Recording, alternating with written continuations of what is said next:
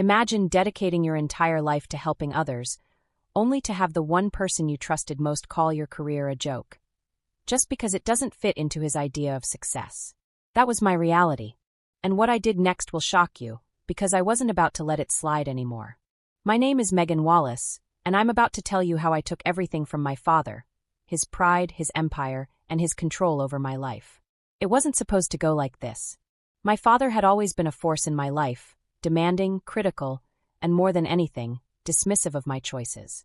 I thought I could prove him wrong, build my own future, but the more I tried, the more I felt the weight of his disappointment pressing down on me. I had just finished a long day at the rehab center. My work was hard, emotionally draining, but it was meaningful. Every day, I watched people fight for their lives, clawing their way back from addiction. I was their counselor, their guide, their support. I found purpose in it. But my father, he didn't see it that way. To him, my job wasn't real. Not like the fancy business deals, the empire he'd built over the years. I was nothing but a janitor in his eyes, cleaning up messes made by people who couldn't handle their own lives. Every conversation with him felt like a reminder that I'd never be good enough. That evening, after work, I got a call.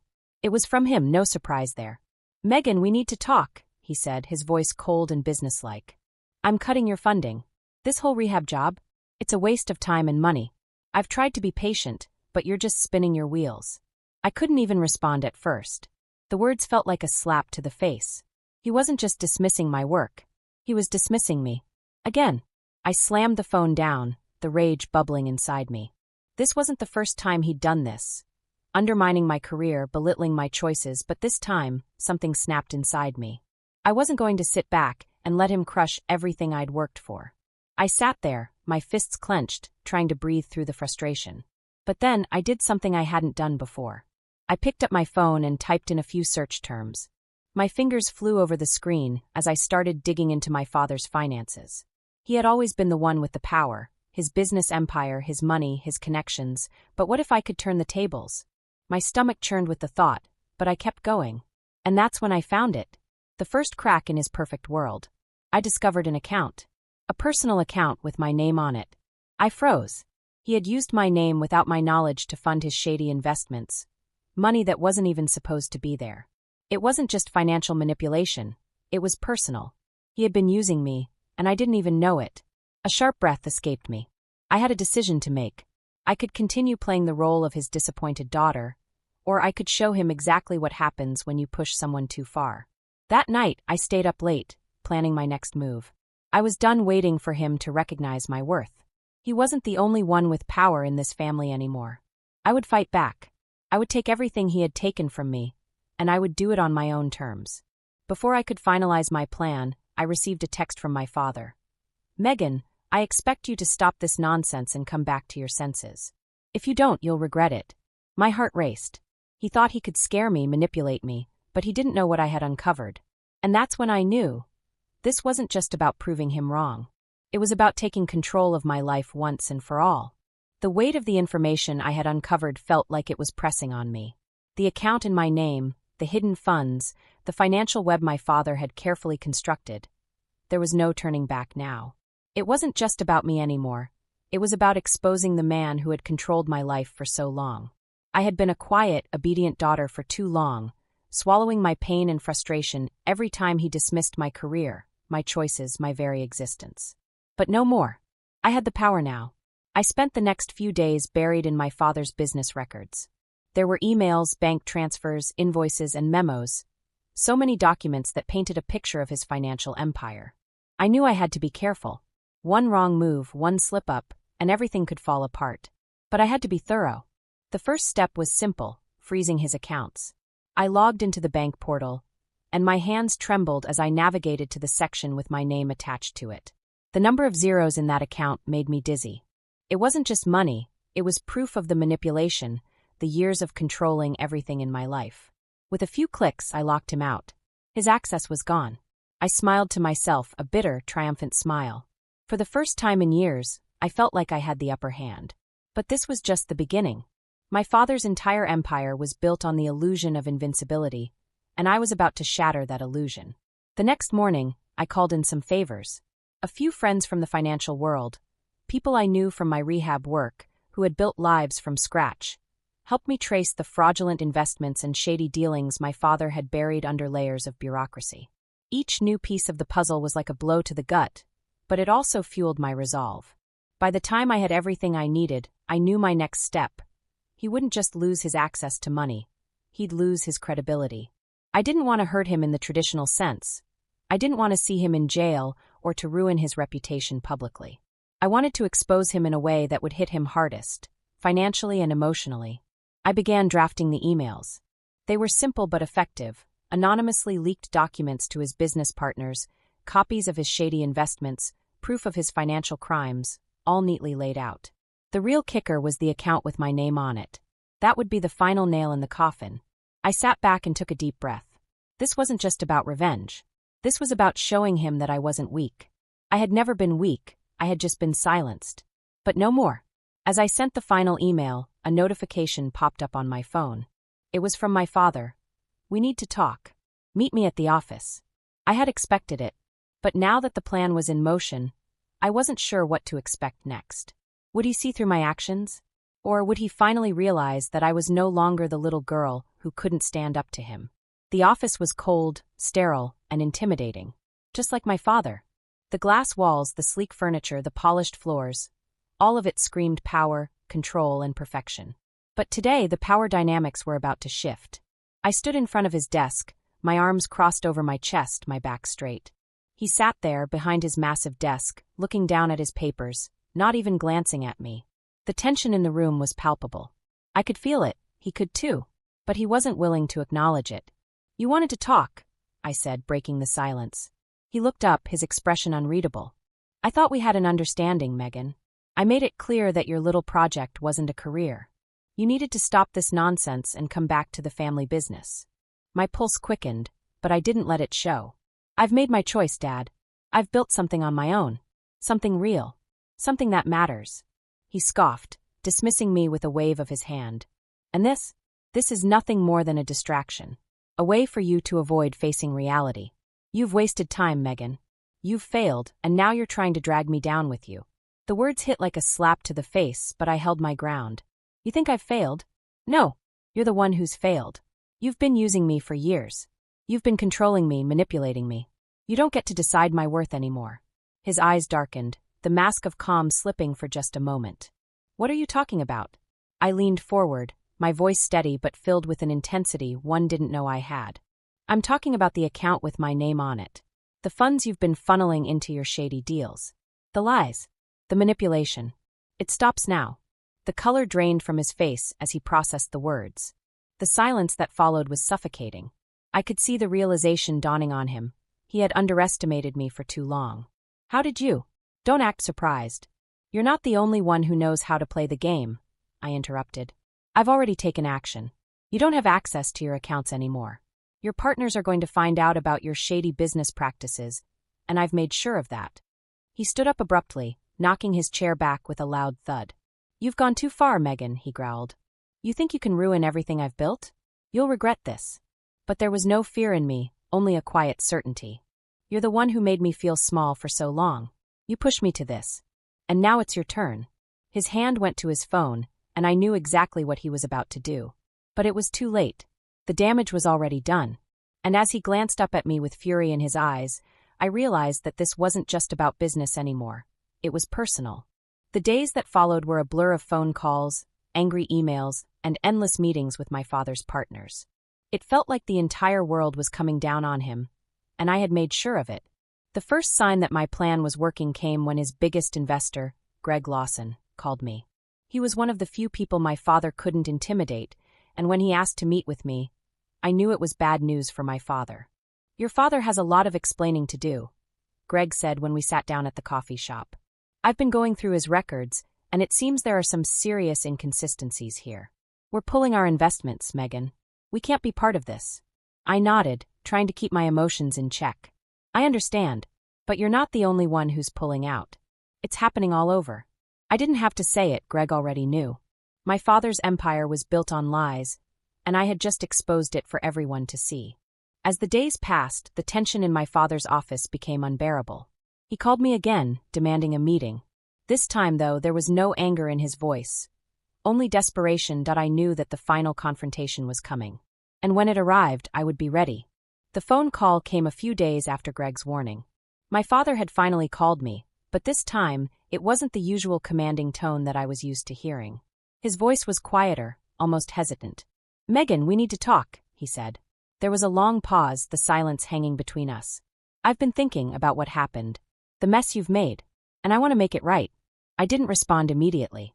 For a moment, I considered letting him stew in his guilt, but I knew he wouldn't back down.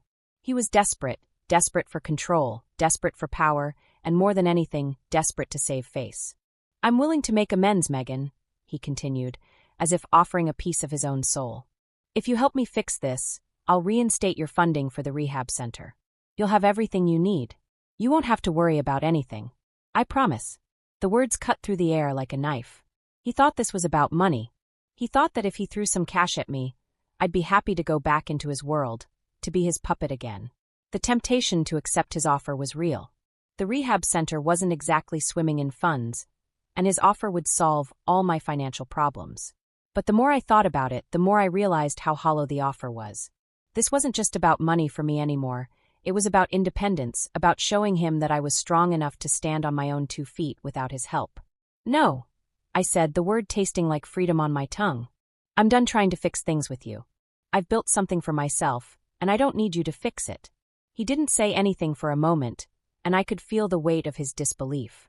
"Megan, you're making a mistake. You're letting your pride get in the way of what's right." My hands tightened around the phone. "No, Dad. I'm finally doing what's right for me. I'm not going to let you control me anymore." I hung up before he could say anything else. The anger that had been simmering in me for so long surged, but it wasn't just anger anymore. It was freedom, and it tasted sweet.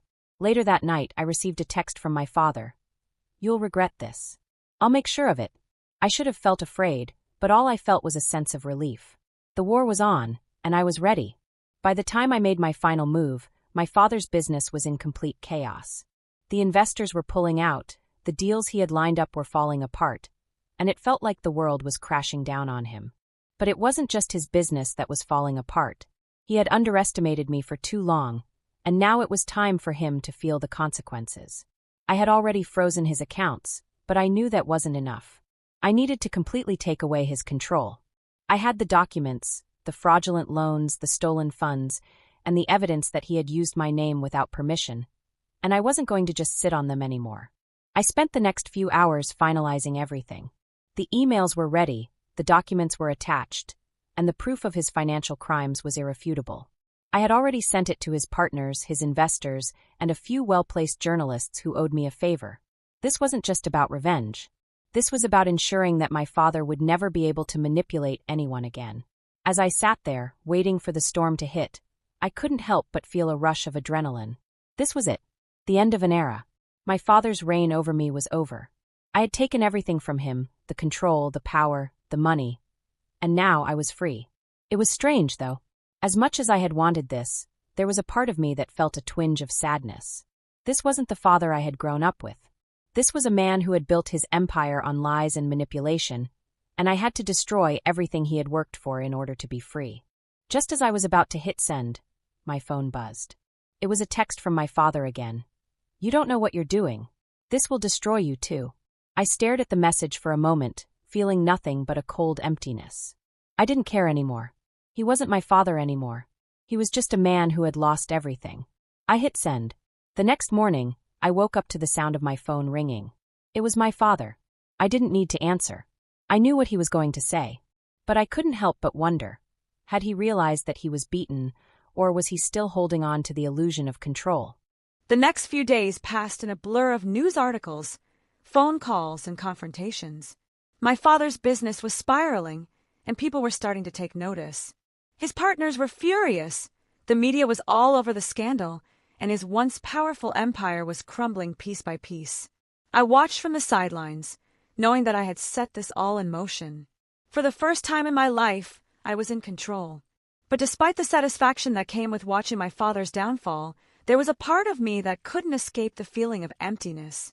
I had won, but at what cost? My phone rang again. It was Greg Lawson, one of my father's former business partners. "Megan," he said, his voice solemn, I want to let you know that we've removed your father from all our projects. We're distancing ourselves completely from him. He's done. I felt a sense of finality, but it wasn't as sweet as I thought it would be. Thank you, Greg, I said, my voice steady. I just wanted to make sure that the truth came out. You've done more than that. You've exposed a man who thought he could control everything and everyone. You've shown everyone what's been happening behind the scenes. As we ended the call, I sat back in my chair, staring at the window. The life I had built in the rehab center was thriving. I had everything I needed, everything I'd fought for. But I couldn't help but think about the family I'd lost in the process. I had won, but the victory didn't feel as good as I had imagined. As I looked through the news, I saw a picture of my father leaving his office building, his face a mask of defeat. There was no more power in his eyes. The man who had once controlled my every move was now a shell of himself. And yet, I couldn't shake the feeling that this wasn't over. The call from my father came the morning after everything had collapsed. I wasn't sure what to expect this time. The man who had always been in control, who had demanded respect from everyone around him, was now facing a reality that was completely beyond his control. It had been days since I sent the final emails, and his business was in complete disarray. His reputation was shattered, his finances destroyed, and he had nowhere to turn. But the message was clear. We need to talk. I didn't want to. I didn't need to. He crossed a line I couldn't unsee. But something told me that he wasn't going to stop until he had a chance to fix what was left of his empire. So, I agreed to meet him, but this time, the power dynamic was different.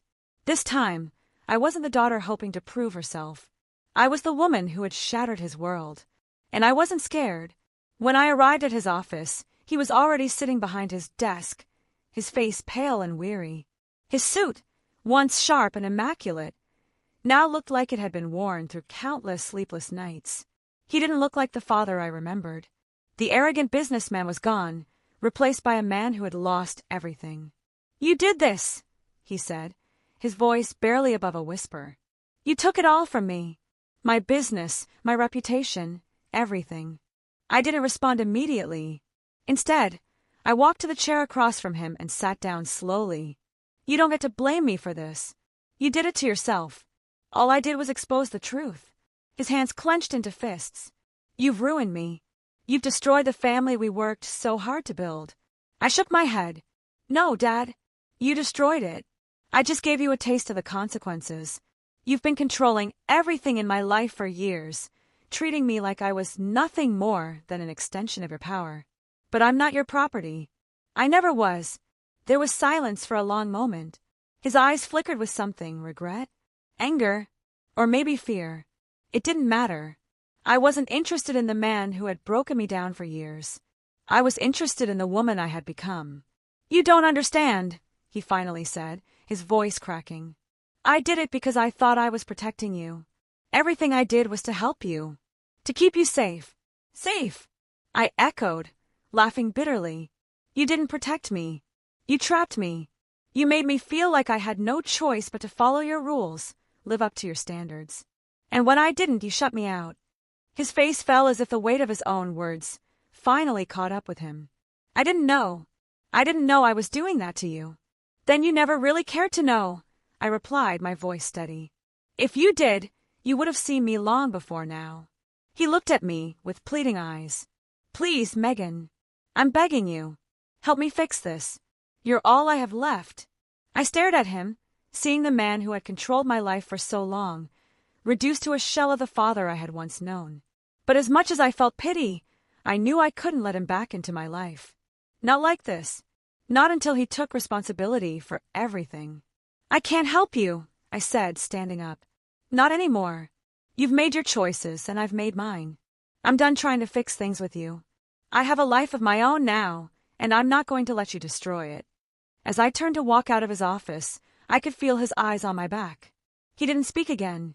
The finality in my words hung in the air, heavy and irreversible. But I didn't look back. As I reached for the door, his voice stopped me. "Megan, I'm sorry." I froze for a second, but then I walked out without a word, leaving him with nothing but his regrets. The days that followed my confrontation with my father were a mix of relief and unease. On one hand, I had won. My father's business was unraveling, and I had secured my own future. The rehab center was thriving, and I no longer had to rely on him or his money. I was free, but freedom came at a cost.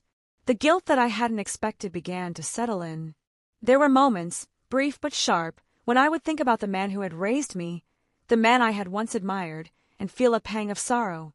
He wasn't the villain in my life. He was just a man who had failed to see me, and in the end, he had paid the price for it. But no amount of guilt could change the fact that I had done the right thing. It was only when I saw the headlines that I knew it was all real. Business tycoon's downfall, a family secret exposed. I didn't take pleasure in seeing him torn apart in the media, but I couldn't deny that there was satisfaction in knowing that the truth had finally come to light. As I sat in my office one evening, the weight of it all finally hit me. I had been carrying so much anger for so long. Anger at him for not seeing me, for belittling me, for trying to control me. But now that it was over, I wasn't sure what to do with that anger. I had gained my independence, but at what cost? The emotional toll was something I hadn't fully prepared for. As much as I had wanted to break free, I hadn't anticipated the emptiness that came with it. I had severed ties with my father, but I hadn't fully healed from the wounds he had inflicted. Noah, my son, ran into the room, his tiny hands clutching a crayon. "Mommy, look what I made." He showed me a drawing of a house with a big, smiley face on it. I smiled, the weight in my chest lightening just a little. My son. He was the reason I had done all of this.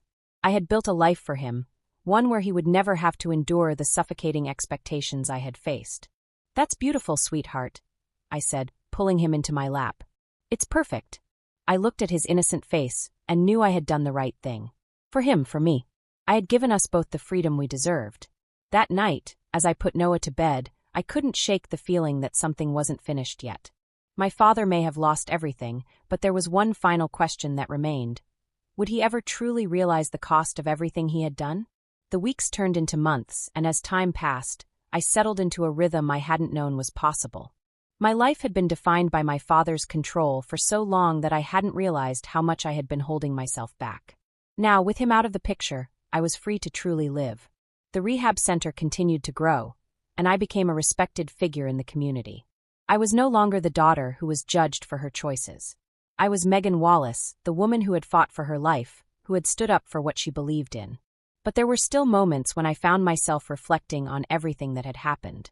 The feelings of betrayal still lingered, and I couldn't entirely shake the thought that I had lost something important when I severed ties with my father. But I also knew that it was necessary. I couldn't keep allowing myself to be held down by someone else's expectations, no matter how much I loved them. One day, as I sat in my office, a letter arrived. It was from my father. My heart skipped a beat as I opened it, half expecting a demand for reconciliation, a plea to come back. But instead, it was a letter of apology. "I know I've failed you, Megan. I've never understood your worth, but I see it now. You were never a disappointment. I'm proud of you, even though I can't say it enough. I hope one day you can forgive me." Tears welled in my eyes, but they weren't tears of anger. They were tears of acceptance. It didn't matter what he thought anymore. I had already forgiven him, even if he didn't know it. I put the letter down and looked out the window at the setting sun. This was my life now. No more regrets. No more shadows from the past. It was time to move forward. And I was finally ready. As I stood there, a quiet voice in my head whispered, "What's next?" For the first time in years, I didn't have an answer. But that was okay. For once, I was living life on my own terms. Thank you all so much for listening to my story. It took a long time to heal, and I'm still a work in progress. I want to ask you guys, have you ever had a moment that felt like an ending, but turned out to be a new beginning? Let me know in the comments below if my story resonated with you. I'd be so grateful if you'd give this video a like and subscribe for more stories. It really helps the channel out. See you in the next one.